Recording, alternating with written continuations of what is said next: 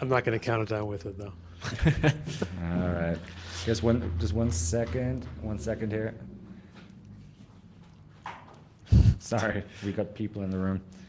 No, What you want? The drinks. The drinks? Yeah. Sorry, yeah.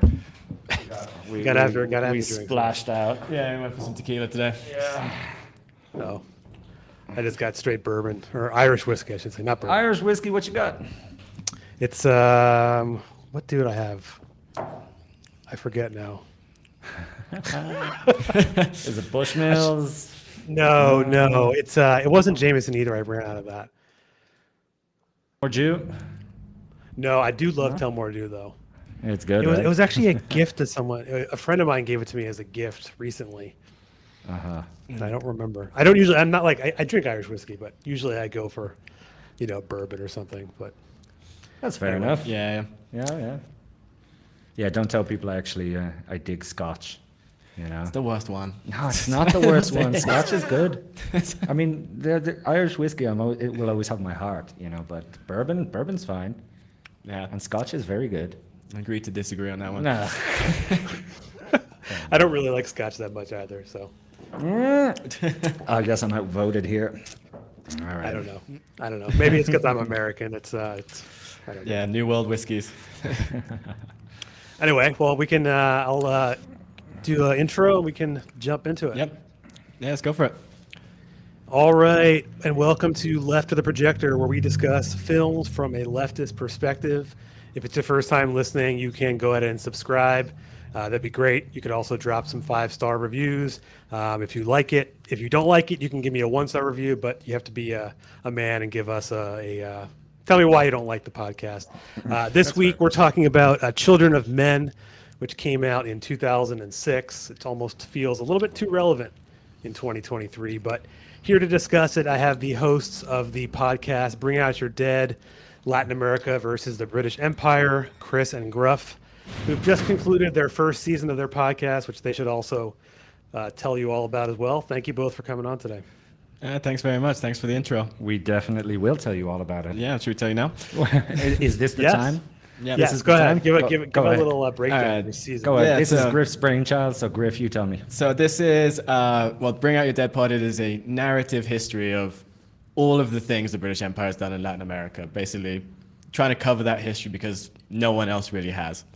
So we're basically constructing a narrative. Right now, we've only got to 1600, so we got plenty of material to work with. There's a lot of stuff that they've done to cover, I'd say. Oh, definitely. Definitely. With the British, there's always more. Yeah, there is. Under every rock around the world, you find a tiny Union Jack. Somewhere. Yeah. Who put this here?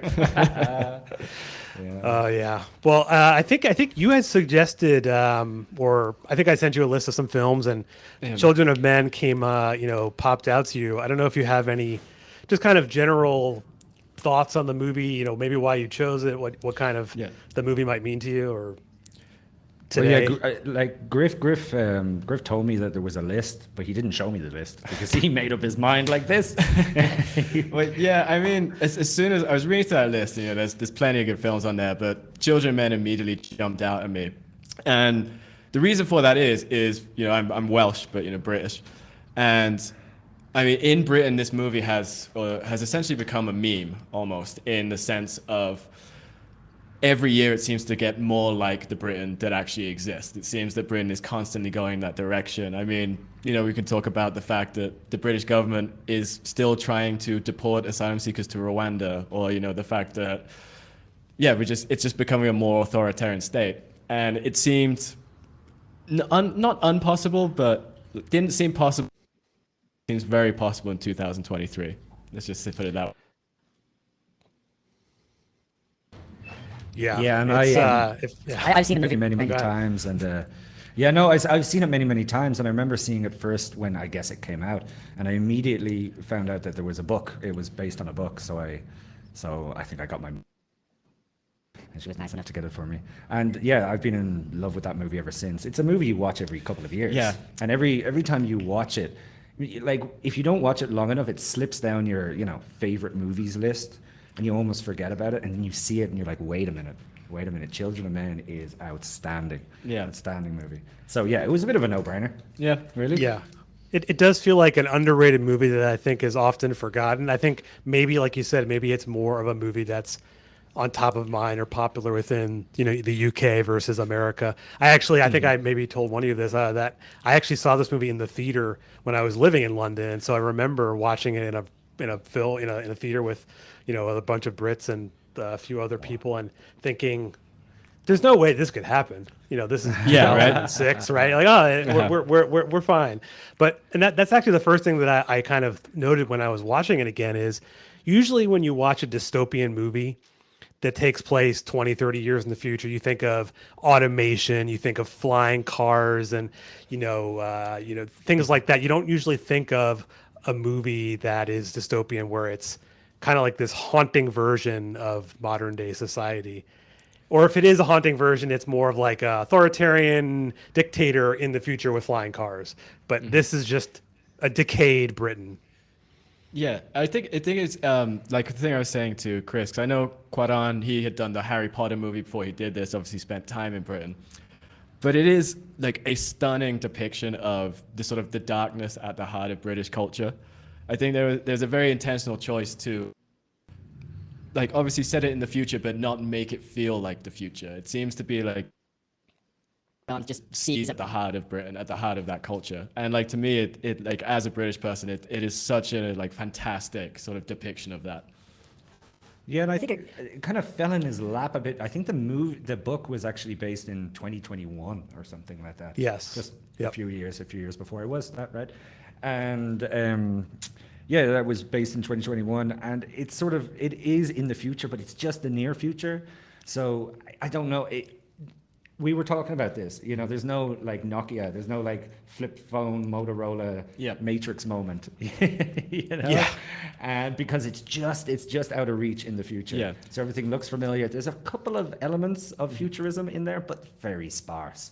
And it's better for it. And It's aging like fine wine. And everything futuristic, it seems so much like Britain because this is just what Britain is like now after austerity. But like everything futuristic is only partially futuristic. Like with the buses, like the buses have these animated posters on them, but they are just shitty buses from 2000. You know what I mean? It's like, Yeah.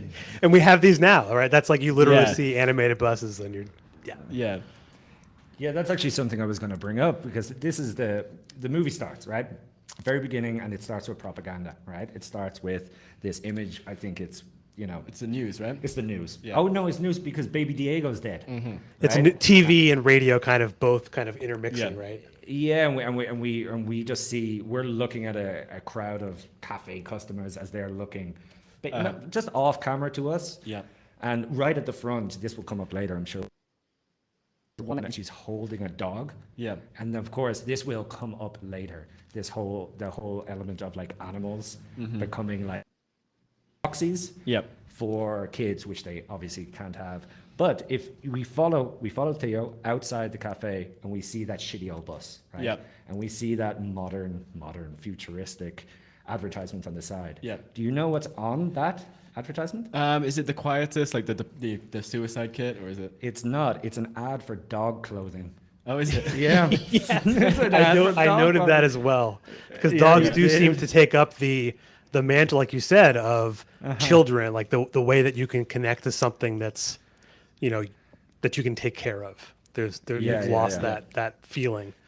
And we do see that as the movie progresses. I Yeah. think most characters have or are kind to animals, except for Theo. Yeah. Especially at the beginning, he just he doesn't care. Yeah. He's just crippled. they like by him. ennui. Yeah. Yes, but they like him. You Yeah. are right.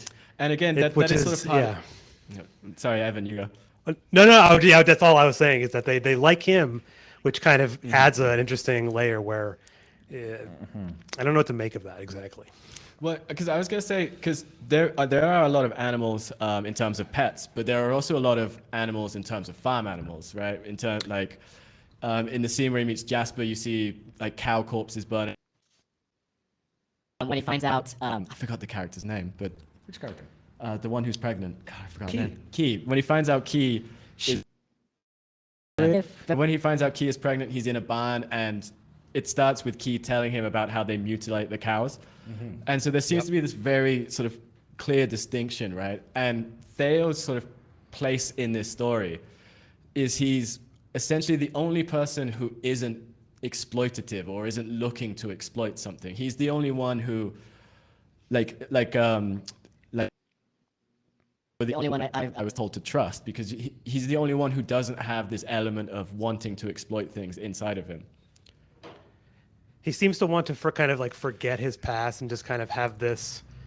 He doesn't really want to think about anything. Doesn't want to think about the future. Doesn't want to think about the past. Just live in this shitty modern moment that he doesn't feel like. I mean, you don't see. We can also kind of talk through the the movie you started talking about it, Chris, but you see his job very briefly where he works for a government agency. I forget which one it was, the Ministry of Energy, and he doesn't. It doesn't really matter. It doesn't seem like work is much of of any kind of. It's not even part of this movie. The idea of like working. It is interesting to me though, because I know you say like working, it's only in. But the idea that like humanity has years left, but you still have to go to your shitty job. Yes, that's. Yeah. What are they doing?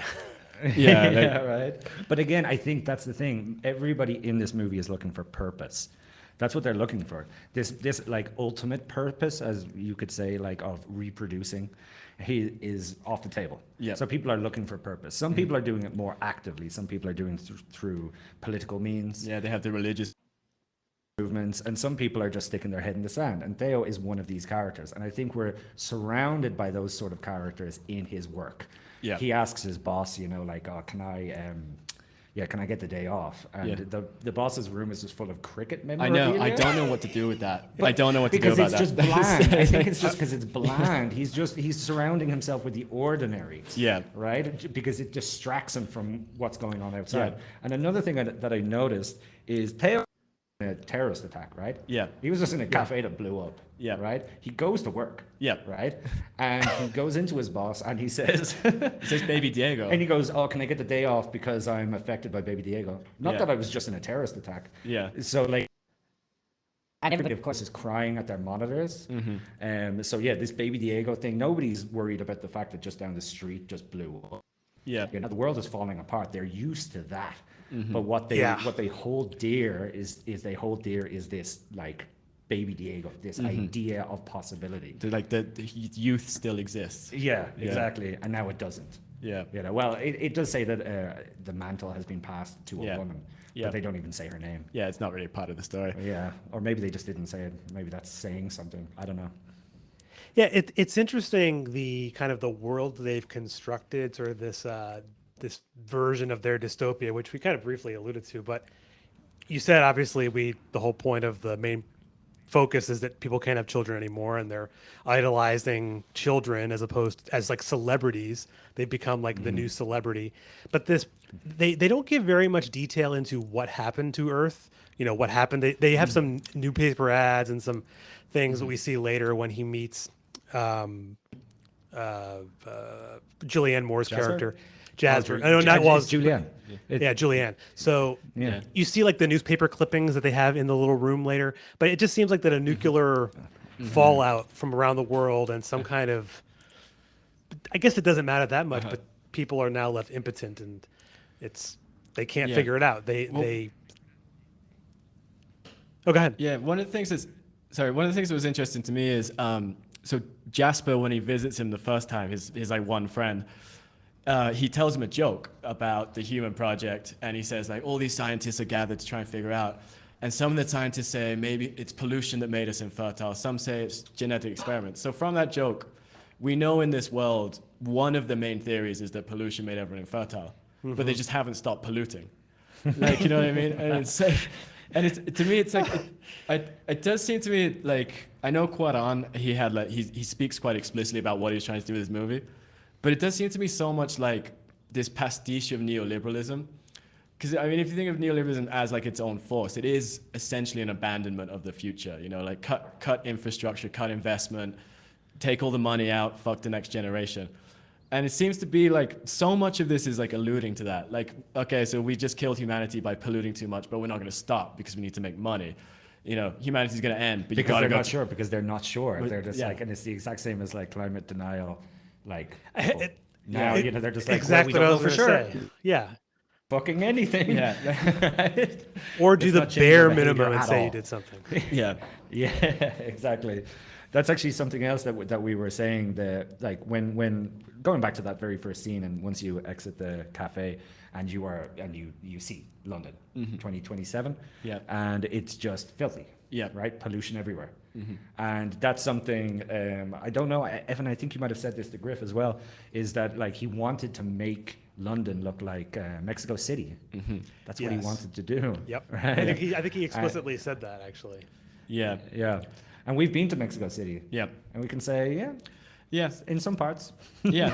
I mean, it's interesting because like Mexico City, it's a lovely city. It's a great city, but there is an element of chaos to Mexico City. It's a massive population, massive highways, lots of traffic, and there is an element of it's being like you have to live here because it's one of the biggest cities in the Americas. You have to come here if you want to make it as a Mexican artist or things like that. But it's also like a bad environment to be forced into, and there seems to be this element of that. Like every time they leave the city, it's kind of lovely in a lot of. They're coming back. There are like deers around and stuff like that, but they've all just like hunkered down in this heavily polluted, overcrowded city. Yes. Well, like when they go to that farm where they're hiding out later, there's clearly land and space for everyone to just live comfortably Yeah. and not go to their shitty desk job that's pointless Yeah. at this point. Like Jasper. I mean, literally like Jasper. And there's Yeah. clearly enough land as well. Like, Yeah. because of course we'll obviously get onto like the immigration aspect of this Yeah. movie, you know, which has become more prescient now. Yeah. More than I- ever, you yeah. know? Yeah, I think it's maybe worth, because I know, you already mentioned, the opening, the bomb, and he gets the day off, and he takes this train to go out to see his friend Jasper.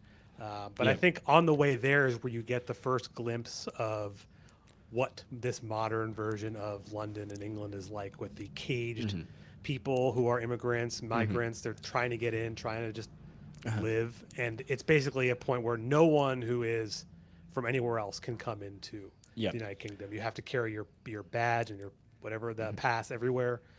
And we discover later they're just putting them into camps. They're Yep. they're just letting them kind of be on their own and live in their own little fenced-in cities. Yeah. And I think like it's because on that train ride, that's also where you get the propaganda video that's playing on a loop, right? Where it kind of tells you like the world has collapsed and Britain alone soldiers on. Which again, as a phrase, like he nailed that. That is the exact phrase a fucking conservative British person would use. And like, When did Keep Calm and Carry On? That was under the Blitz. That was the yeah, Blitz, of course, but like when it had its resurgence. I think it was like the Cool Britannia thing in the Oh, 90s. was it? Yeah, Oh, okay, but- all right. But yeah, I mean, I think there's like one of the things that's so amazing about it is for a movie that like has built this whole new world, which like you were saying, Evan, at the time it seemed like completely different from anything that was happening. There's essentially no exposition. Like you get the news story which tells you that like okay, there's no children anymore. You get the train propaganda advert that tells you this is now a fascist Britain, and then you get the train station which shows you they're rounding up immigrants.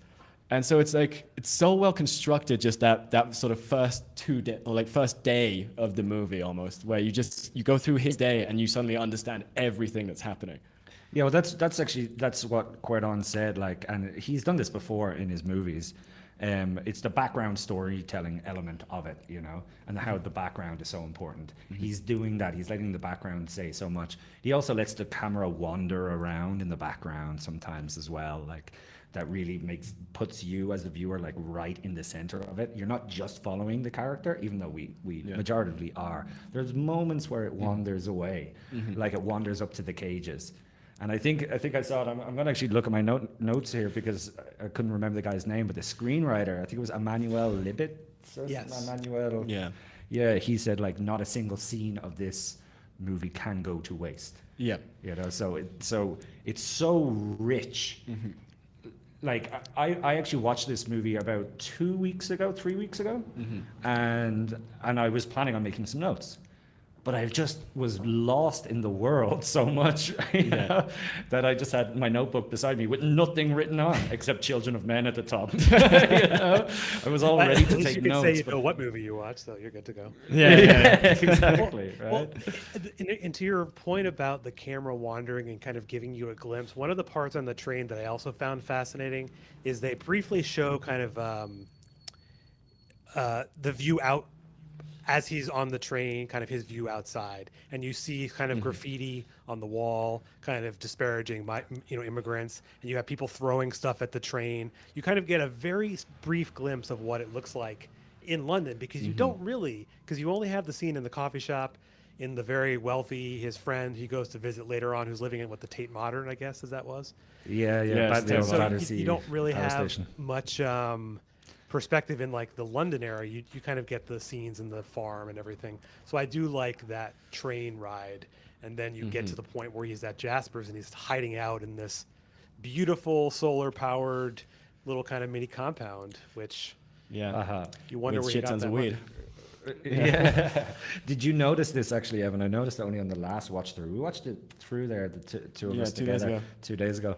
And yeah, and I had just watched it, as I said, so it's like this is fresh in my mind. So I was looking at the minutia, I was looking at the tiny details, and I do not know if this is in my mind, but some of the graffiti on the wall on another train carriage, I think, just as the scene ends, and we see Theo like on the left of the camera, and on the right of the camera it says "Last to Die."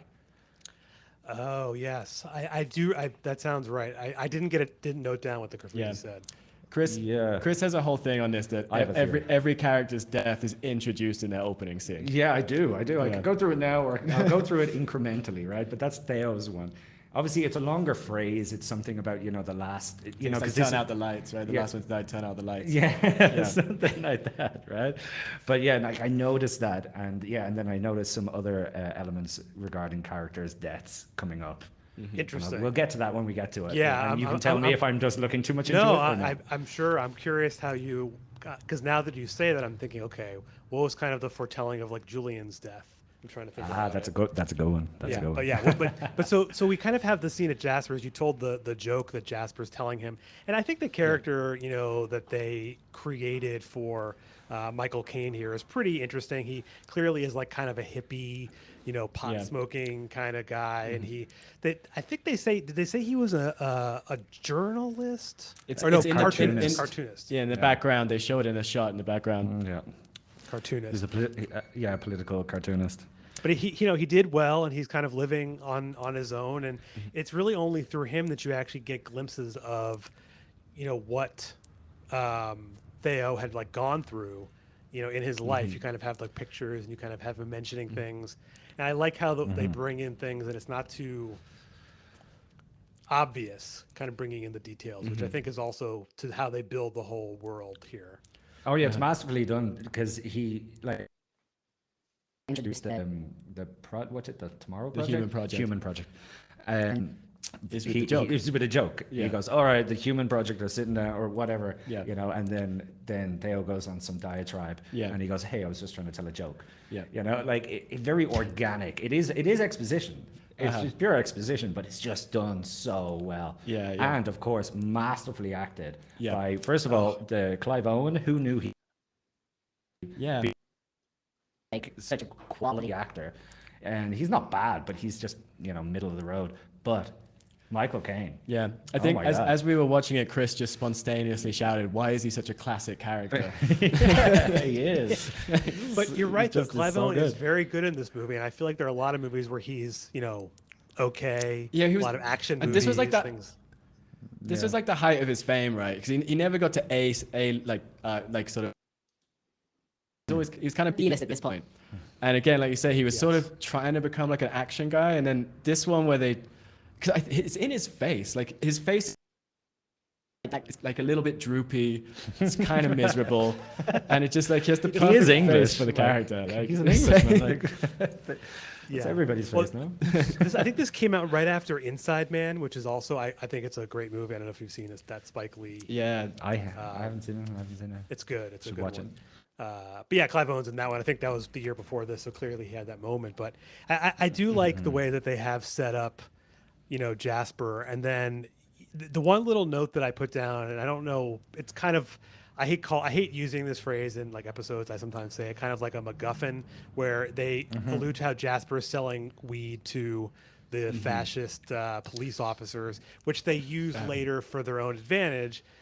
But at the time, obviously, you're just thinking like this guy's selling to the people who are creating the police state, and it's I do kind of have a thing on that. I don't know if it makes sense to bring it up when we get further through the story, but in terms of, so like Jasper is one of only two sets of characters that provide unconditional help to Theo and Keith, so that he unconditionally helps them when the fishes have turned on them. And Spoiler. The only other group that helps them is this Russian family inside the immigration camp. And in both cases, they give Theo a pair of shoes. But in Jasper's house, he gets a pair of flip-flops in Britain in November. It's like better than nothing, but it's help much. that's not really going to work, right? And like you said, Jasper, he obviously was political, but he's essentially sold out. He's given up, and now he's like his business partner. Yeah, so he flip-flopped. Yeah, he flip-flopped. There But you also, go. like the help the help he provides them by like hooking them up with this police officer ends up putting them in extreme danger when the police officer comes back. Whereas this Russian family, who are the only characters to be identified as leftist, they have like a big Lenin sort of monument in their house. I noticed that one, yeah. They provide unconditional help and they get them out of the city. And it is not help that puts them in danger. It's not help that causes them problem. The shoes they give him are trainers. They give him like. And there seems to be like this clear kind of parallel between sort of people who have maintained like their ideology, who do not accept the conditions of this, still like provide actual help, whereas Jasper, who has sold out, wants to help but ultimately can't. He's just not able to because he has accepted the conditions that this world exists in. I think a good one. it's That's a good one. important. I think that you mentioned that the Russian family later being sort of having a left leaning. I feel like the note that I actually wrote down when I said that Jasper's selling weed to fascists, I wrote down that he kind of, to me, is just kind of like the classic liberal, where he kind of wants to do good, means to do well, but really is just kind of going along and kind of willing to sell out. Whereas this family is living in this this migrant camp. They don't have to help anyone. I mean, they don't. Their life isn't probably going to get any better, but they realize that someone's could, and that person down the line could have an impact on everyone. So, I don't know. Yeah. I think it is a very interesting point. It took me, I had to sit with it for an hour because what brought me to it is like, why is there so much focus put on Theo's feet? Like, what is the deal with his feet? I remember you were saying it while we were watching it. You're like, there's something here. I'm going to pause this out. Yeah, and that, like, to me, that's kind of what I came up with on it. It's like, Excuse the noise. No. Sorry. Cars or motorbikes. That's all. That's good. And then, so I think maybe we also can talk about the fishes. I mean, I think you alluded to the fact that later on they're maybe not the most helpful, and they kind of betray the cause. But you have this kind of underground group that's basically looking to, even before they know there's they have this pregnant woman, they're kind of rebelling against the fascist government. But the thing they also clearly mention is that they stopped committing, I'm using quotes, terrorist attacks. And it seems that's now where it's the government who's actually doing this to maintain control over their population. And I think it's always interesting in these kind of movies. It seems like a very dystopian film kind of trope that I think is done really well, is how you want to trust this group that portrays themselves as we're going to help, but at the end of the day, they're not in it to help. They're in it to... Yeah, well, they only portray themselves as an alternative. Yes, really. that's true. Like it's not like what's their ideology? yeah, they're pretty apolitical as a group. You don't know anything about what they like. They don't want immigrants to be oppressed, but They what say else? equal There's rights no- is the only thing I feel like they mention, yeah. which is very vague. Like we want Very, equal very, rights. very, very, very, very broad. Yes, no. When he gets picked up by the fishes, and then he ends up in that holding cell with newspapers all around it. That's when we meet Julian. I think Guardon had at least me in such a state of alertness where I was looking in the background the whole time. Same. I remember when I watched this like 2 or 3 weeks ago, it's just like I wasn't even paying attention to what they were saying. I was just trying to read the newspapers, you know. And I'm like, "There's something here. There is something here." There was a Couldn't lot find of it, though. interesting, and they apparently completely constructed from scratch all of those newspaper clippings to have that very I think real feeling. Yeah, yeah, it did come across really well, but I was like, is there going to be is there going to be something deeper in there? And I couldn't. Well, Evan, a while back you sent me like a shot of one of them, right? Which was it's like Russia drops a nuclear bomb in Kazakhstan or something like Yes. that. yeah. Yeah. Yeah, I think there was I was looking, and they have there's a couple places where you can get stills. I think they have a few other ones. There's also a scandal about plastic, you know, potentially maybe alluding to that pollution aspect of it. There's other, you know, various stories about different countries and their impacts, and it kind of doesn't mention Britain very much in these stories, where it's trying again, like that propaganda reel you were talking about on the train, where Britain is trying to like wipe their hands and say, "Oh, we're the good guys. We're just kind of plugging along." It's all the other countries that have turned us all to shit. It's their fault. Yeah, well, Sounds like a just modern like today. newspaper. Yeah, Yeah, well, yeah. I was Cover of talking the about that. Sun. My, So it's not a dystopia, I guess, is what you're saying. It's just well, yeah, I mean, it is interesting. Like, I mean, for me, from a British perspective, it's like I was saying to Chris, it's like, there's no way Quoron could have predicted like the 2008 financial crash, but like that is what caused the austerity that happened in Britain, and that is why Britain now looks like this film. And it's just like, I don't know how he like, I know he reading a lot of political philosophy and things like that while he was making the film.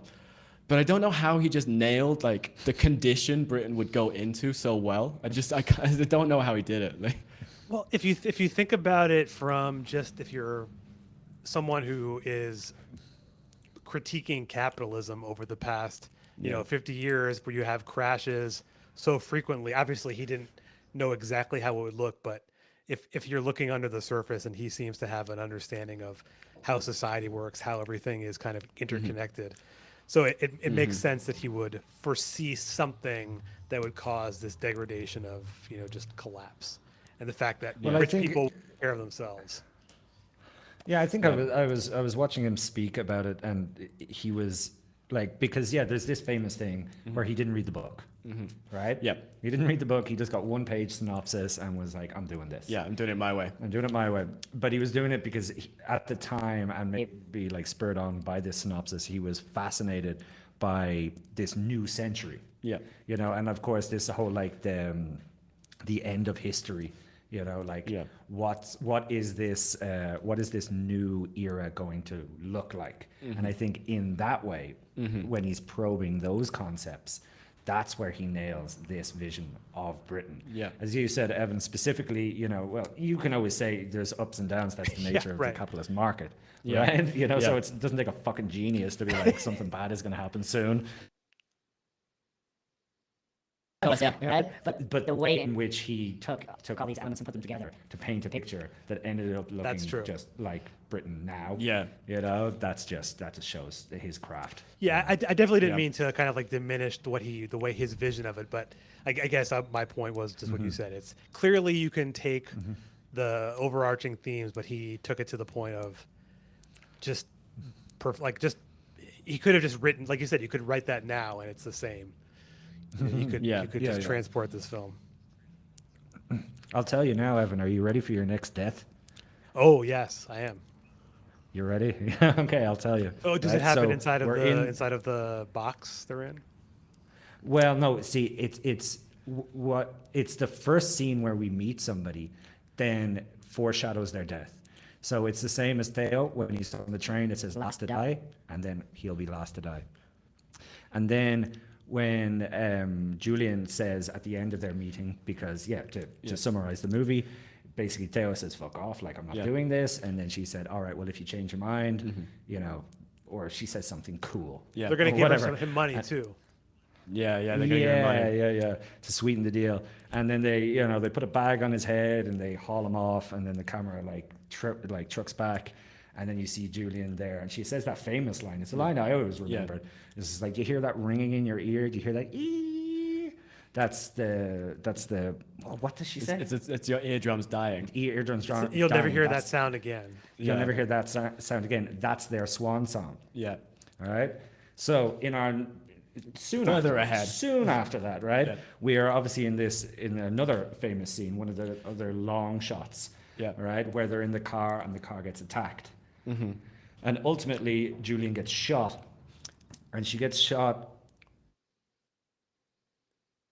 Ringing sound comes out and goes, "Ee!" Right. So that's one part of it. Yeah. Second part of it. For some reason, Julian has a tattoo on her neck of a bird, right? And that's exactly where she gets shot. And at that opening scene, when we see her in that room full of newspapers, all we can hear around her are the sounds of flapping wings of birds. So I know I'm grabbing at a lot here, you know, or even we could say she says it's their swan song, like a bird, and she gets shot right in the bird, right in her neck. That's the hope. The bird That's the stops singing. wings. Yeah, the bird stops singing, and all you're left with is that. Yeah. So I think she also foreshadowed her Yeah. own No, death. I did not notice that. So that's, but I don't. But on this show, there have been things that have been like, you could say like are a very big stretch. I don't necessarily would say this is like a stretch. No, no. It's within its world. It's within the characters. You know, it's within the palette. I would say. I wouldn't say it's like super meaningful or hidden or anything, but it's just in the palette. The next one is definitely much stronger in terms of we'll get to that when we get to it. Yeah, I got. I've already told him. We don't want to spring everyone's death all at once. It might bump people out. Yeah. The movie already did. Right. Yeah. Right. Well, so we kind of get this point now where, this is the other question that maybe it's obvious to me, is the reason why Theo needed money was because he had gambling debts. Is that the implication when he's at the track and he's gambling and he's an alcoholic as well, right? Right. So he's presumably not getting paid very well at the Department of Energy. And so he needs the money, and you see him slowly kind of having this, maybe I'm going to help. And the thing he kind of makes his decision is he goes to see his friend who's living in the Tate Modern, where the only time in the movie you see someone of just extreme wealth. Mostly everyone in this movie is, I mean, I guess you could say that Jasper has some money, but he's not a man of great wealth. What's the character? It's his cousin, right? I can't remember his name. Nigel? No. Sounds right. Sounds right, but that could be. Yes, he works at the Ministry of Arts program. Yeah, it's the Arc of the Arts. Yeah. Yes. And also before he gets there as well, he's in a Rolls Royce, and then he goes to like Hyde Park, and you see I guess the King's Guard now, but the King's Guard are riding past, and there's like this sort of 19th century sort of like Victorian fair happening in the park, and you can see, right, it's like, so there is wealth, right? There is wealth in this. And It's just like the entire bottom has been cut off. Like there's wealth being hoarded, and Theo is sort of mentally connected to it through his cousin. But like we said, it's the only part of the movie where you don't see like sort of pollution, you don't see overcrowding, you don't see all of these cars over the place, and it's like this idea that, again, right? I think going back to this idea that it's just neoliberalism, right? This class on the top have just become the new aristocrats. Yeah. Living amongst, he's talking about how the paintings they've saved from, the people who destroyed them. Like we're saving the arts for nobody because no one will be alive in 30 years to even see these pictures. Yeah, but that's the thing. It's called the Arc of the Arts. That's the department, and there's so much to parse out. There's so much to take out of this. There's even that first line where he's talking about, is it? La Pieta. He rescues La Pieta, and he's like, he couldn't. He couldn't. He's like, yeah, that thing in Milan, it was terrible. Yeah, he said that thing in Milan was terrible, and Theo's like, yeah, it was pretty bad for the people too. Yeah. Well, I think they mentioned he had saved David and one of Pablo Picasso's painting, a Banksy. So he has these. Yeah, and the Banksy's actually in the car park. Yeah. When he arrives in, the Banksy's in the background. It's just in the car park. That's right. The fanciest car park you'll ever be in. And The the thing thing is, says we couldn't save La Pieta, right? But La Pieta is the mother holding her son. Yeah. Right. And there's Yeah. no new mothers. We could save the art. We could save these other depictions. We could save war because we see Guernica. We could save man, but man has like a fucked up leg. Yeah. Right. But we couldn't save motherhood. We couldn't save like fertility. And you see that immediately paralleled in the fact that while they're eating lunch, his son is there, and there is literally like no paternal instinct, no love. This is God, he just yells at him. this is a young kid who we know. This is a young kid who like supposedly should be like this great thing. This is like a 19, 20-year-old in this world, and this is the son and the nephew of Theo. And they have like no affection for him. They have no connection to him at all. It's like he's just like another object of value. This is a theory I have. I said it to Griff, and it's probably just not. It's probably just not right. But is that his son, That's what he says, right? or is that a trophy? It could Right, be, because we're going through the car ride, going through Hyde Park, as you said, very Victorian scene, and there's lots of crazy animals. We were talking about animals before and their importance, and there's zebras, and I think there's some ostriches and stuff. People like it's very Victorian in its way, and it's just about trophies, and like trinkets to make them like feel like they're not going to die, and. There's nothing in the movie that says that this guy is not his son, except for the fact that they're so dispassionate towards him. But he's also dispassionate towards them. It's just like maybe this guy is not his son. Yeah, maybe. Well, the credits say Nigel's son, but that doesn't necessarily. But that could just be. That's how he's foreseen or seen in the movie. You could still be. I think that I like to think of it as just he doesn't. People don't know how to treat children anymore, because I think earlier I mentioned kind of how they now are celebrities in this culture. That the entire world is mourning the loss of a celebrity, like a kid, like they might mourn the loss of like Princess Diana or something. So I feel like I don't know. And they actually do show them putting flowers down in a part of London, just like with Princess Diana, right? Yes, I don't know. They do. did. Yeah. They did. Yes. Yeah. I didn't write that down, that it was reminding me of Princess Diana, but it kind of they no longer look up maybe to the crown, because there is no indication of the monarchy, really, is there? Well, it's very apolitical, right? There's no fascist party. There's no government. Like the government is just the like jackbooted police on the ground, right? And so it's really interesting in that sense that like same thing with the fishes. There's like it's a very kind of apolitical existence, right? That almost like everyone has abandoned the future. Like why have a fascist party if there's no future? Why have like this sort of this grand movement if there is no future? They've abandoned all like pretenses of any kind of governing or any kind of actual. I mean, you'd think that all the money they'd have at this point would be putting into science to solving their crisis. Yeah, I've already said it, Evan, but much like today. Really? We were watching. Sorry, go on, Evan. Oh, just say neoliberalism would never do something like that. No, never. We were watching it, and so like as I said, like that was my interpretation of the different art on display. What it represents, and obviously Guernica is there, and they're having this very subtle battle, I guess. They're trying to get something from each other, but then they go to the window, and then there's the big flying pig. Yeah. And me and Griff were looking at like, it what is that? Yeah. What? I mean, talk about background storytelling. This isn't background storytelling. This is a fucking pig, right? flying above, right? And and of course, I finally worked it out. It's obviously Pink Floyd, right? Yeah. Like they're animals. Yeah. Which apparently like takes imagery or inspiration from Animal Farm, George Orwell's Animal Farm. Yeah, but I think like honestly, just even take it as face value, right? You've got the pig floating high above London, and we've just seen the upper class, living a completely different existence, a completely like gilded existence, and it's literally just there, like the pigs floating above everything else. Do you remember that inflatable Boris Johnson?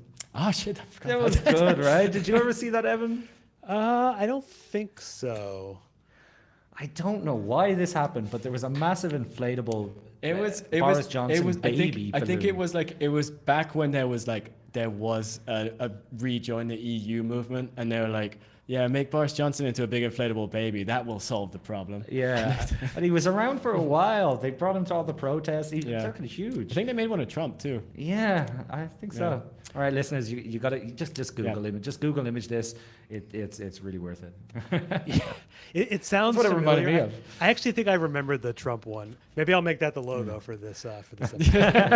So everyone can Perfect, see yeah. Boris Johnson's inflatable All right. mug, which I guess no one needs to be reminded of. But No. But the person here, his cousin, well, he claims it's like this big ask. I guess I should have mentioned the reason he's going there is that Julian Yeah. needs to get these transfer papers for this which we find out later is the pregnant woman, but he ends up getting it for two people, where someone would have to accompany him. And we also learn at this time, I think it's right after this when he goes back to see them to agree to the plan, is we learn that they had been together and they had a child, and the child dies. And I think that what I like about not really learning this information until later, I think it really helps you like paint the picture of Theo's just his sad existence of just drinking, probably gambling. He just you would lose all hope at that point. Yeah, and he in a kind of literal sense lost his future. Yeah. Yeah, They it's- don't it's- say it's how very- he died, right? There's no. They do. They It's do a the flu. flu. Oh, flu. pandemic. Yes, you're right. You're right. And then me and Chris spent about 10 minutes trying to work out when swine flu happened to see. Yeah, it was like bird It flu, was swine 2000 flu. around 2009. 2008. Right? Yeah. No, swine flu was 2009. I remember Bird flu, because yeah. I got it. Yeah, But yeah, I think bird flu was before that. yeah. You know. So yeah, and again, that just speaks to like this overpopulated, like polluted, like interconnected world. Uh-huh. You know, and like what's going to happen when a flu hits? Yeah. Because a flu is going to hit. Virus did, and this is going to hit. And when it hits this type of world, what's going to happen? Yeah, and it's also interesting in terms of like the different reaction each of those two have to it. Like Theo basically just like abandons everything, Sort of snob this drunk. whereas it seems like Julian as a character hardens herself. It's Almost like, well, well, I lost what was literally my future, so now I have to fight for another future. Yeah. It's like there's just nothing. And it's like a very interesting kind of dichotomy between the two of them, because when they bring that up, they immediately start fighting, right? They like But again, it's talking about purpose, and I think this scene. Sorry, Evan. Do you want to Oh no, jump go in? ahead. No, you go I ahead. think You it's. continue. I think it's directly. I don't know if it's directly, but it's soon after the scene where he goes to see his uncle in Battersea Power Station, Tate Modern, whatever, and he wakes up in the morning, yeah. and like the scene is beautifully set, quite on at work, and the sun is rising. And he wakes up as the sun is rising. It's small and it's dim and it's giving very little light, very little warmth, because this is like in November or something. Yeah. It gives us the vibe it's about November. And it's cold. It's cold light, but it's rising. And then on the right of the screen is the TV that's on, which has been on while he slept, by the way, because It's his alarm, right? It's his alarm. just his alarm do it? Yeah, I think it's Turn his it on? alarm. Well, forget that thing then. but on the TV is this ad for this drug, which will obviously come up, which is Quietus, Yeah. which is the suicide kit. the suicide kit that the government gives out.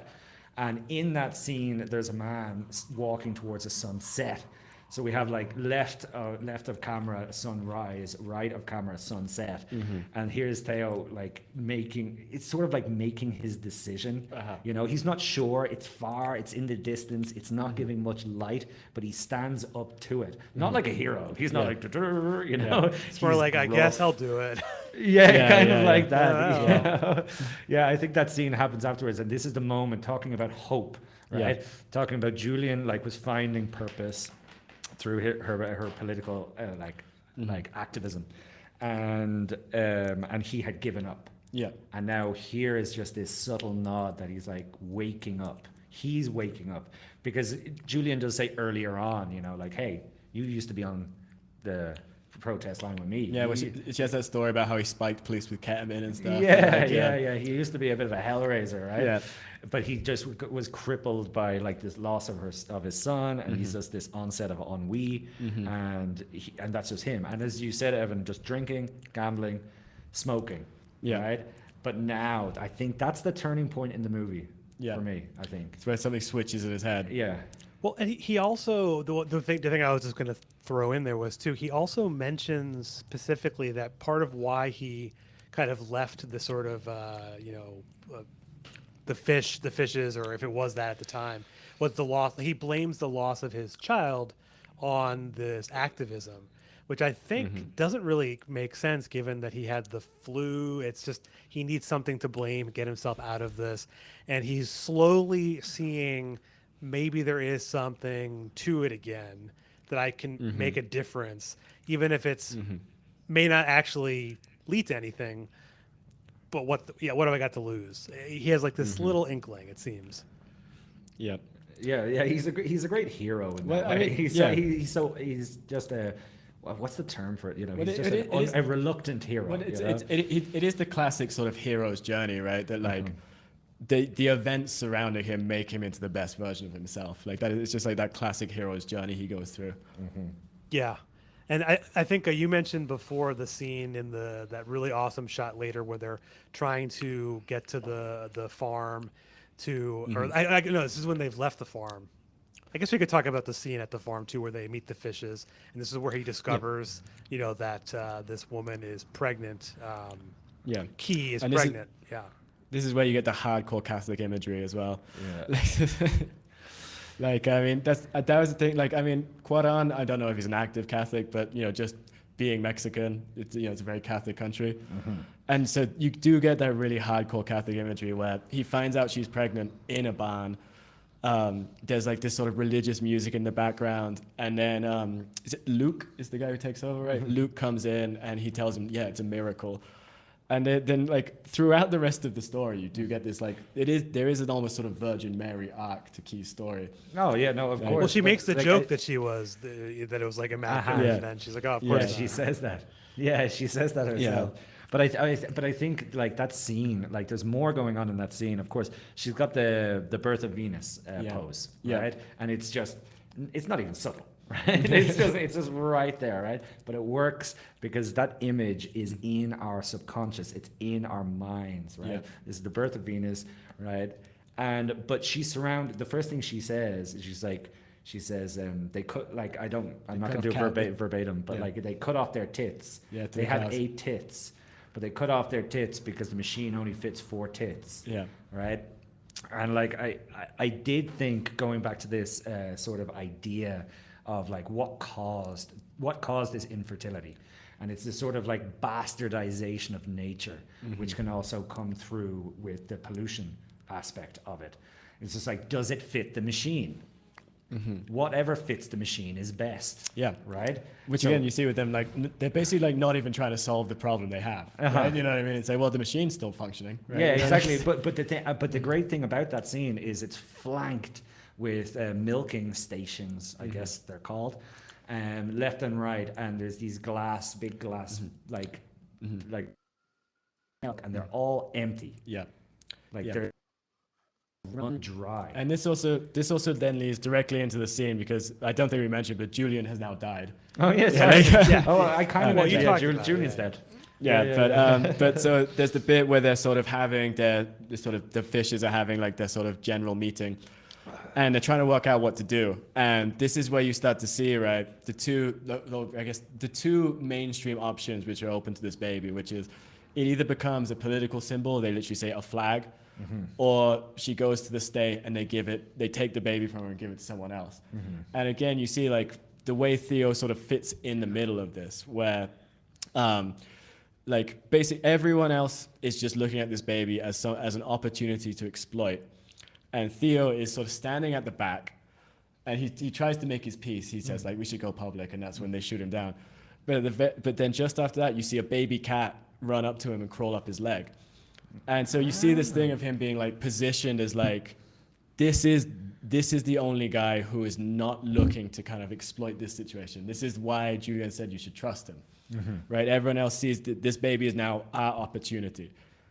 Maybe the fact that all the animals, the dogs, when he comes to the farm, the cat, all seem to like him because he's sort of maybe perceived in some sense as this sort of like fatherly figure. Because he's literally given care over Dee to or Key to bring her to safety, to bring her child. And he does act very fatherly later when they're in the migrant camp. So maybe that's Yeah. kind of he feels like he needs to protect this child when he couldn't protect his own child. Yeah. Yeah, definitely. And this also, in this scene, completely separate from that, this is when they introduced the London 2012 sweater, which we've got to talk about. Like, we have to talk about it. Like, you know what I mean? Like, so, I mean, like, for any listeners, London 2012 was the London Olympics. And at that time, it had already been established it would be in London. And I have this whole thing on this. I don't know if you want me to just let me go into it. No, It's going to let's hear take a it. few Let's hear it. minutes. Okay. So, Gotta pour myself a drink for this one. so I mean, this is more related to the fact that like Cuarón is a Mexican director, and I promise you this is leading to a point, Evan, but it's going to take a while. So, have you heard of the Tlatelolco massacre? No, I haven't actually. So the Tlatelolco massacre is an enormous event in Mexican political history. It's an event that happened in 1968, and to this day, every single person in Mexico has a very strong opinion on it. It's a huge part of like the Mexican psyche. And basically, this event was in 1968, a combination of left-wing students and trade unionists had a protest march in Mexico and went to a square called Tlatelolco, which is this massive square in Mexico City. At which point, the army and it doesn't exist anymore, but the DTF, which were the Mexican secret police, blockaded the square and just indiscriminately fired into it. And this then led to what is called Mexico's Dirty War, where you had both like campesino, like peasant movements rising up to form like leftist guerrilla movements and urban guerrilla groups splitting off from the student movement, which went all through the 70s until the 80s. And like saw massive state repression from the Mexican state. And the reason I bring this up is that protest that led to the Tlatelolco massacre, what they were protesting was that the Mexican government was clearing out working class neighborhoods in preparation for the Mexico City Olympics. And I feel like the fact that this Olympic sweater, which is in the rest, it's so prominent for the whole rest of the film. I feel like that Cuarón is kind of making a point here where these big events, these events of like empty national pageantry, these events which like the Olympics is now like everyone knows it's infamous for clearing out like working class neighborhoods. That these events in and of themselves are sort of catalysts for right-wing movements, for government shifts into more authoritarian modes. So if the movie takes place in 2024? 27. 27. So it's Yeah. only about 15 years removed, and presumably this is already the point where people aren't having children or they're very close to that period. They felt it's still necessary to have the Olympics. Yeah, right. Yeah, Yeah. And yeah, I just think it's like again with the sweater, it was like when I was talking about the feet. It's like, well, why is this so prominent? It has to mean something, and that's I do feel like Cuarón as a Mexican director, he's making that direct link between the two events. I would have loved it if that was the symbol that they had used for the Olympics, and somehow he like was foretold that. But yeah, it's very, and the fact that it's white, you can't mistake the sweater. The entire Yeah. yeah. I mean, do you yourself have any thoughts on the London 2012 sweater? Were you in London at the time? Or? I wasn't. I was in London in 2006 and 7, so it was before that period. Right around when this movie was out. But I mean, just in general, I remember when did London actually host the Olympics? Was it 2012, yeah. Oh, 2012. Literally, we're just talking about it. I remember specifically though that when they were building some of the stadiums in East London, they were, tearing down some of these, low-income neighborhoods or just regular neighborhoods to build something that never ended up getting built, of course. Yeah. And so I always think that Olympics are it's just a waste of money. Yeah. It's just a empty gesture. In those specific Olympics, in the Olympic Village, they built what is still the world's largest McDonald's, and no one goes to it. It's still there, but no one goes to it. Talk about a symbol of just like neoliberal capitalism. An empty Folly. giant Pure McDonald's. folly. Well, I think that the scene in the remaining scene in the farmhouse kind of also symbolizes kind of where I feel like Theo kind of like takes the mantle over from Julian, where he kind of takes charge. He realizes that they're not safe there. He could be, they're looking to kill him. And so he Uh-huh. gets them and he has this plan and they, he dismantles the truck, which they also seem to have fixed very quickly. I don't know if you know, like he mixed. But it just rolls down the hill, It right? just 'Cause rolls it it. gets to the bottom and then it Oh, doesn't you're stop. right. You're right. They realize that it doesn't work. and the one chasing them too is also just rolling down. Yeah. But I think he pulled like the brake cable as well on that one. Yeah. Yeah, and so they end up getting away, and I really there's only a couple of scenes where they're kind of in the car, moving, and I think as soon as probably anyone who's watching this for the first time thought, okay, well, where are they going to go now? And so they of course go back to Jasper's house where they have an actual the only ally left that they know, and you have a couple of interesting scenes there where he obviously now knows that she's pregnant, and then he kind of well now I need to know because you're going to tell me, Chris, how it is that Yeah. Jasper's death is foretold. I've been waiting. Okay, so this one, yeah. So This one's solid. This one is solid, right? This is just full circle, right? When we first meet Jasper, like in the opening scenes when we meet him, he picks up Theo from the train station. from the train station, and then they start driving down the road. There's a bit of exposition there. We're still building the world at that point because a truck full of of immigrants immigrants go past, and he goes, "Oh, they just escaped the most unimaginable horrors, and now we round them up." Yeah. Like dogs or something, and then but he Cockroaches. interrupts himself like cockroaches, Yeah. and he interrupts himself by going, "Oh, pull my finger," to Theo, and Theo doesn't pull it, so he pulls it himself, right? He does the action himself, and then of course now we are in Jasper's place, and the fishes do arrive, right? They rumble them. Yeah. They arrive, And and Jasper like plays distraction. He's gonna distract the fish. yeah, exactly. Like Theo's like, come with us, and he's like, no, don't worry, I'll do it myself. And and then we see this scene where they're like, where's Theo? Where are they? And he doesn't tell them, and instead he says, pull my finger, and he pulls it himself, and then he gets shot. But they shoot off his finger, right? They shoot off his finger. Yeah. Yeah, they shoot off his hubris, but he still doesn't give up. Yeah. Yeah. So that's just full. Yeah. That's perfect. I mean, And this is a double. couple of them. I mean, you have to. This- He could have gone, right? He could have. Yeah. But this is a double whammy. It's a double whammy because also in the previous scene, his wife. Yeah, his Yeah. wife is. He gives his wife the quietest kiss. Yeah, and the And the first dog. time Yeah. and the dog. The first time we see the wife is actually in the background, and in the foreground is a box of quietus. Yeah. So Yeah, there you go. He's There we go. consistently thinking like, just in case kind of situation. If- yeah, Well, I think he says right because when Theo first arrives, he's sitting there with that box open, and like he thinks he's dead, and then he just sort of like jumps awake, and he's like, "What are you doing with that?" He's like, "Oh, it kills the rats." Right. And it's like- Right. Yes. Yes. He's like, but yeah, it's interesting. I think like, because in that scene as well, that's where you get, like you were saying, that's where you get the actual story of like how Theo's baby died.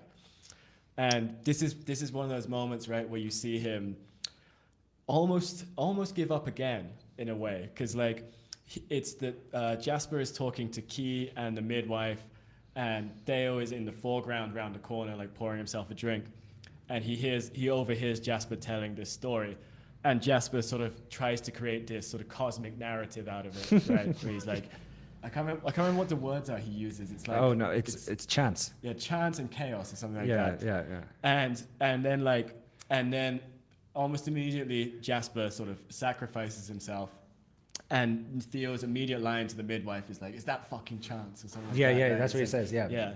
yeah. He's like, And- yeah, explain that one. Yeah, Is that yeah. chances? And she said, it's part of a bigger thing. Yeah, yeah. And she's like, he says, don't fucking touch me. Yeah, yeah. Yeah. And so again, you see him like like as a character, he's not in anything. It's like there's every single sort of current of people trying to deal with this problem. He's outside of it, right? He's not making this grand narrative. He's just accepting what's happened. Yeah, like at the farmhouse, he's kind of with outside of sort of the circle of them, and Yeah. he's also an outsider with his cousin as sort of this rich family, and he's sort of an outsider there. He really doesn't fit in anywhere, right? That's kind of his piece the whole time, and he avoids getting killed in the bomb in the opening scene because he's kind of like he just leaves and he's kind of the outsider. Yeah. He almost feels like it's been a long time since I've actually played any video game, but it feels like back in the past when you'd play a video game and they weren't like the power, the graphics weren't good enough. So it would be like an unnamed character. Yeah, He's an NPC. He's an NPC. Yeah. Yeah, exactly. Like, Yes. but he's not completely like that. But compared to all the massive characters around him, Yeah. all the other characters around him are huge, and he's not. Yeah.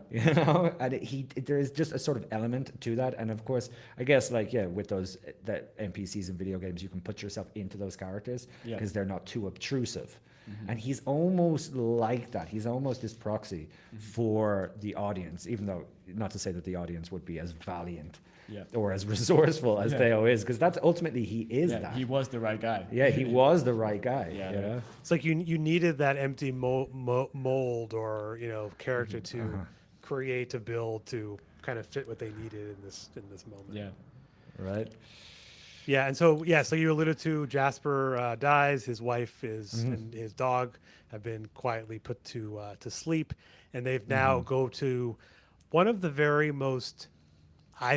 most haunting scenes in the movie when they are, for some reason, they have to meet the fascist pig, as he has to call the cop later, in a school, and Key is outside swinging on the swing set. I found that scene just Framed by the smashed window as well. Yeah. It is, And that scene surrounded is- by dinosaurs. Yeah. Like extinct dinosaurs. Yeah. And she's just in the middle, Yeah. fragile. She's not fragile like as a woman, but she's fragile because she's swinging. Yeah. And there's like she's just held up by Yeah. these thin ropes or chains. That's the fragility. Yeah. She's not fragile within herself, but the situation she finds herself in, that she's swinging in, is very, very, very Yeah. fragile. And you also, in that scene, you get the haunting monologue from the midwife where she's talking about, like, I was making appointments and I realized I had no appointments for 7 months. And then my sister had no appointments. And then, like, her cousin had no appointments in Australia. Uh-huh.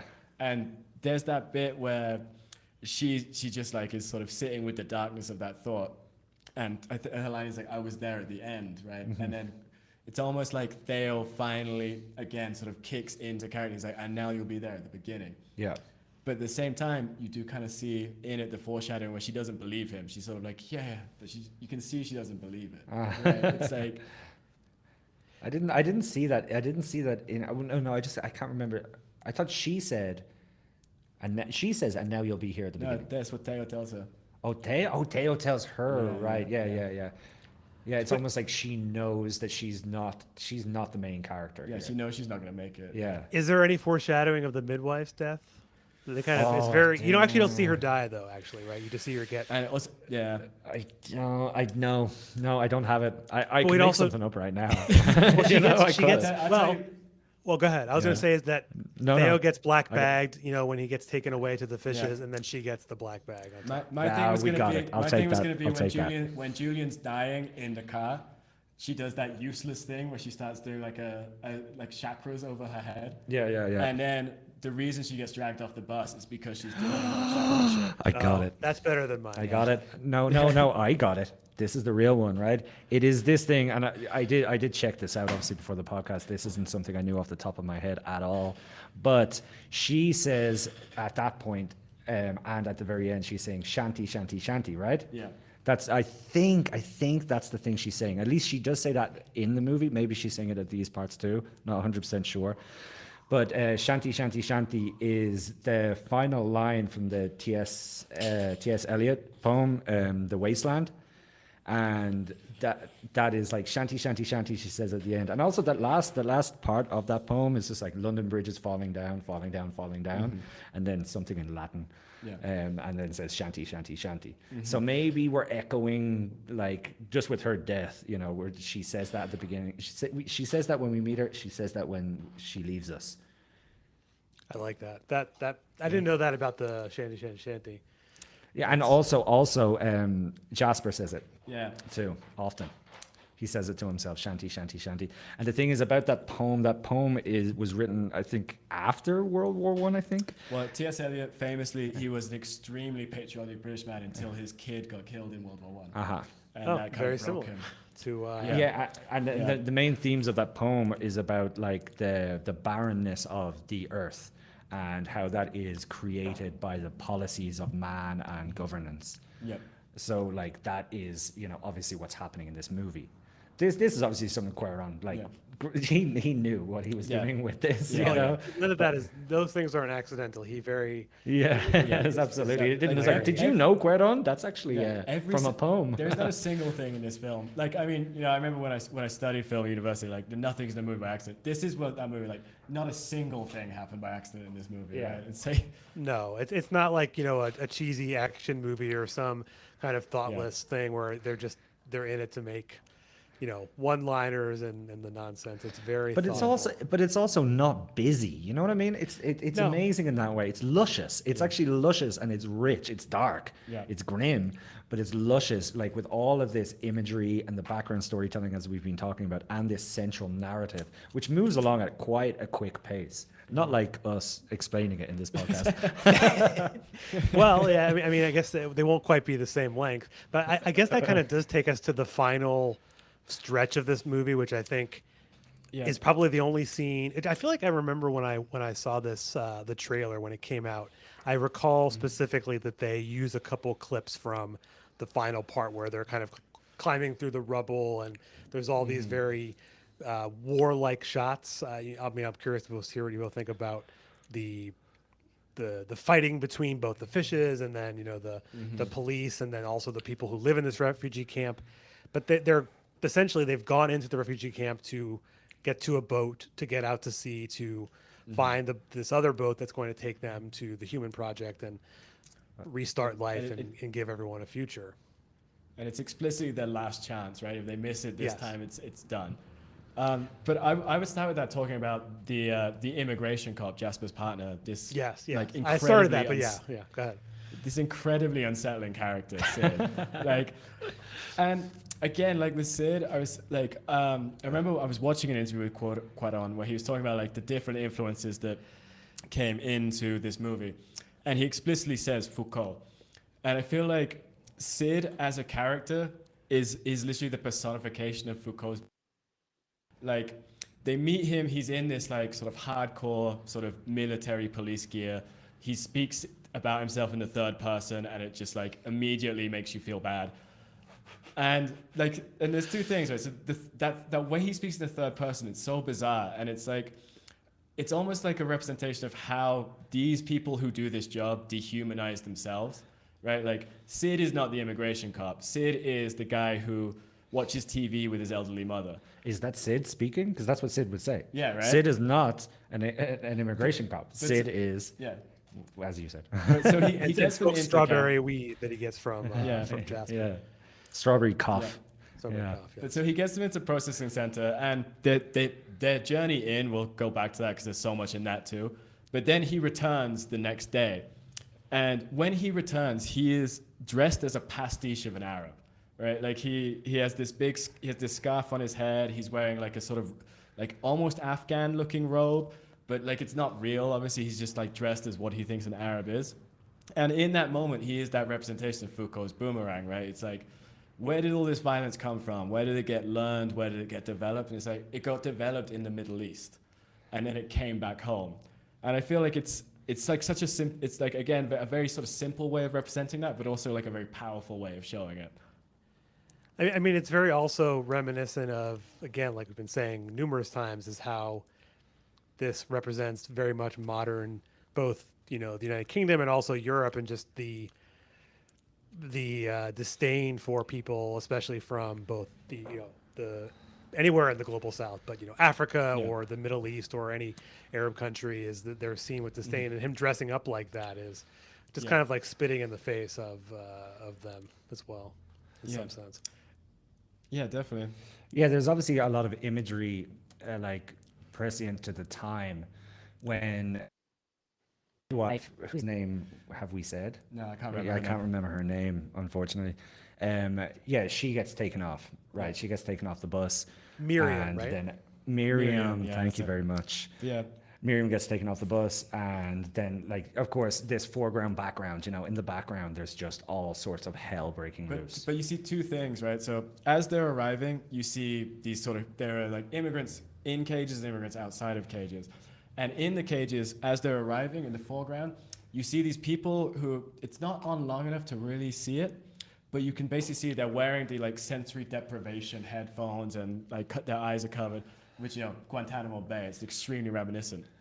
And then after Miriam gets pulled off and they pull out, there is a very clear shot of a cage with an immigrant standing on a stool with a bag over his head, which is like, it's literally the exact photo from Abu Ghraib. Yeah. And it's just like, it's like the imagery is so clear in that section. And if you also think about the year that this came out, 2006, I mean, the Iraq War is pretty fresh, you know, I guess Yeah. 3 years, but, you know, filming it 2005, probably most people would see that and say, you know, as most people went along in general public of the Iraq War Yeah. and everything about it. And I so think- they don't see this as problematic. I think actually that opening scene of the cafe being bombed was filmed like a month or two after The bombings in London. Yeah. You know, so by Wow. the time this movie came out, you know, obviously that scene was obviously planned ahead of the bombings in London. Came, you're like, again, this movie didn't make it good. It didn't make it do well in the box office. No. You would think, well, maybe people didn't want to see this. Yeah. I guess. Yeah, Well, it I was gonna lost say, money 'cause from the budget. Yeah. Did it? Oh my Yeah. god. And I Yeah, was- it I made, was it gonna made say as 70 well- million, 70 million, and it cost 76 million. Oh my god. I was gonna say as well, when we first said we were gonna do this episode, I was looking up reviews from 2006 of the film, like 2006 Children and Men reviews, and I found the Guardian review from that year. That movie it basically sees it is explicitly a film about the war on terror. It refers to London as being Beirutized. It refers to like it calls the immigration center they go to as Guantanamo on Sea. So like at that time, like that was how it was viewed, right? And in a way, it's like we said at the start. It's like when we first watched it, it's like, well, that couldn't happen in Britain, right? And now it's almost become more relevant because Quran had this fundamental understanding that like this is gonna come back, this will come home, right? Yeah, and I think to even go on top of that imagery is once he I'll get there in a minute. So you said they've entered in. They need to find this Russian woman who's going to give them shelter. You know, the woman with the dog, which you alluded to early on in the movie as carrying around, and that's specifically how they say to find her. It's this elderly woman holding the dog, and they put them up. And this is, you know, we obviously find that the baby is now born inside of this refugee camp, which I think also is somewhat symbolic in some sense in the way that, you Very know, Christian again. yeah, very much. And then the cop comes back to see them, and you know, obviously now has seen the baby, and this is where, you know, Theo goes into kind of major protection mode of almost beyond himself of protecting the baby, you know, hitting him with like a cinder block or something, and they escape narrowly. And then soon after this, we have all the racing around, and I feel like the destruction of this refugee camp, in my mind, felt very, you know, it was very grim and dusty. You could look at it as being kind of like a symbol of like the Iraq War or any of those cities in the Middle East that we've just leveled. I think it's interesting because that is one of the scenes where you get the most like as you said, going in the Abu Ghraib and Guantanamo Bay images, and then in the city when the rebellion starts, you see that funeral procession which is chanting Allah Akbar. But there are also other scenes like me and Chris were talking about when they're with the Russian family, like they've sort of found this secondary safety. There's a bit where Theo looks out the window and there's guys with AK-47s like running across the roofs. And both of us saw that. We're like, that is an IRA photo. Like it's so IRA. You know what I mean? It's like, Yeah, I think grabbing a lot of imagery from Britain's like colonial past, you know, into this one scene, like this melting pot. This is a melting pot of horror. This is a melting pot of British-made horror. Yeah. And it has all these elements from the Middle East, from Ireland as well. Yeah. Right? Yeah, and there's even when they arrive a prominent Irish character who actually ends up sort of betraying them, and as well like. Oh no, go ahead. Go on. No, you go. And I was gonna say as well, like this is the scene where like Eastern Europeans are very prominent in this scene, right? It's Eastern Europeans who save them, but throughout this sort of like basically British Gaza, there are many Eastern Europeans, and I think that's something that maybe from an American context seems a little weird, but like the way British people, and not just British people, Western Europeans view Eastern Europeans is almost identical to the way that people in the USA view Latin Americans, right? And so you see like these kind of all of these parallels being smushed in together, right? Yeah, the thing that I was going to say too, that's a really good point. But the throughout the movie, the only people you see who are not, explicitly white, British, or other characters are in cages or living in this refugee camp. And this is the only place Yeah. you see. And I guess Key is the only one who's has to be carefully extracted, not just because she's pregnant, but she would easily just be arrested even if she wasn't. She's Yeah. Well, an enemy well, of the state. Well, that's a thing about Key. Obviously, here in Bexhill, in this little open air concentration camp, just like Gaza, except not little, she gives birth. Yeah. And that scene, obviously, like it's a culmination of like the movie so far. We get to this point. The contractions have already begun. Her water has already broken. But I noticed this, right? I think this is like it's almost like the third awakening of Theo. Yeah. Because I mentioned one, it was subtle, right? Yeah. You mentioned one. But here's the thing that I was saying before. Everybody in this world is just trying to fucking cope. Yeah. Right? And they're looking for purpose or they're looking for distraction. So there's lots of scenes of like Theo's always smoking but never even finishing his cigarettes, by the way. He's always got a little bottle of whiskey as well. He's always got his little bottle of whiskey. Even his uncle and the son are taking pills. We don't know what they are. Yeah. There's quietus. I noticed on the bus there was another drug called Bliss. Yeah. And then in the background of the first scene there was another one called Niagara. They're just if numbing that's like themselves. a sleepy, Everyone's numbing themselves. sleepy Viagra, it helps you get a hard on and then you fall asleep afterwards. I don't know what that's supposed to be. Yeah. But Theo and Key get into the room, onto the mattress, and then Mariska, right, was her name? Yeah, something like that. Yeah, Marika Marika or something. She's there and they can't understand each other, Yeah. right? And he draws a And picture. he's just like no. Before that, he's like get out. She's about to give birth. Get out. Okay. And then she signals to him like, oh, give me a cigarette. And we notice actually there's a similar that happens on the bus on the way in as well. Yeah. There's some other people saying cigarette, and he doesn't give them. But this time she goes cigarette, and he just gives her the whole pack and just pushes her out. Yeah.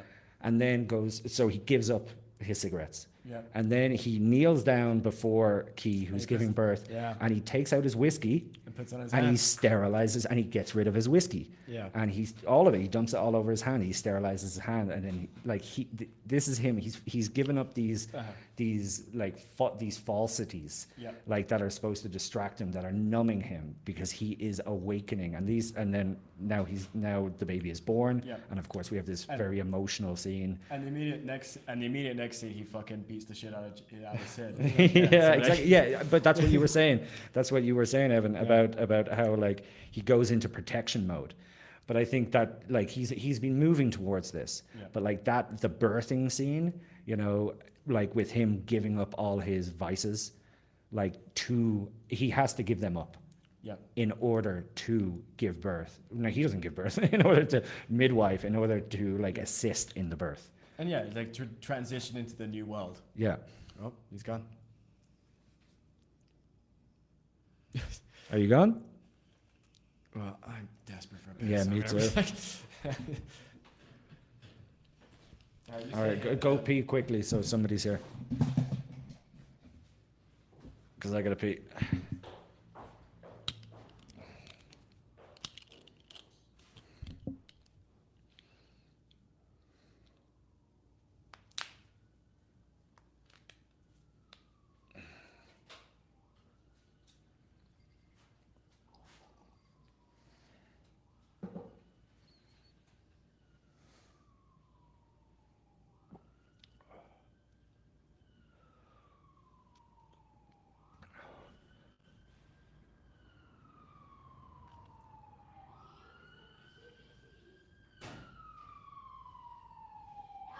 We're not finished.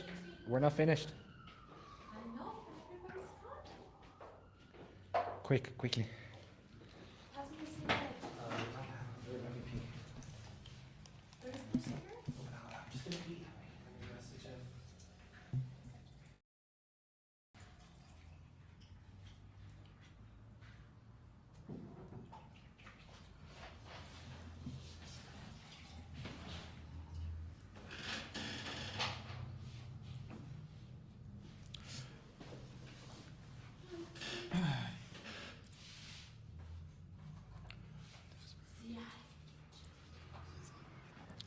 Yep, I'm back. Sorry. My I was about to internet, message you. just like went out. I mean, honestly, that was a blessing because me and Chris were both desperate to use the toilet, so don't worry. Something is on my end. Can you hear me or no? I can hear you. The image isn't moving, but I can hear you.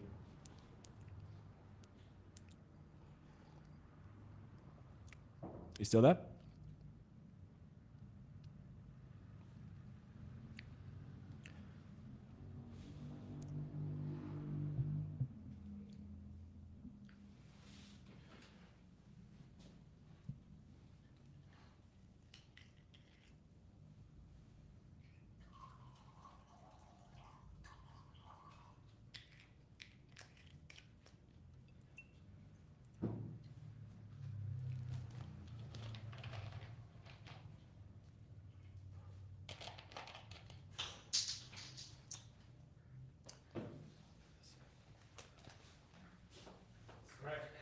He came back online for a second, said it was his internet, and then left again. I don't know if he restarted it. Here he is, back in. Sorry about that. You said you were saying it was okay at the end. Sorry, I didn't hear you. Sorry. Oh, I was just looking. We needed a piss break, so that was Yeah. like perfect. I hope that everything didn't cause any issues. But you have yours recording on your end anyway, so Yeah, let me just double check that that's still going. I don't have mine going separately. I feel like I told you to do that. have it. I don't have it. When did it stop? I have no idea when it stopped. I mean, it I should mean- still be in the back end. Just because the internet goes out, I shouldn't like ruin the track on my end. That was just kind of like a fail-safe. Jeez, it stopped. Mine was stopped recording after 5 minutes.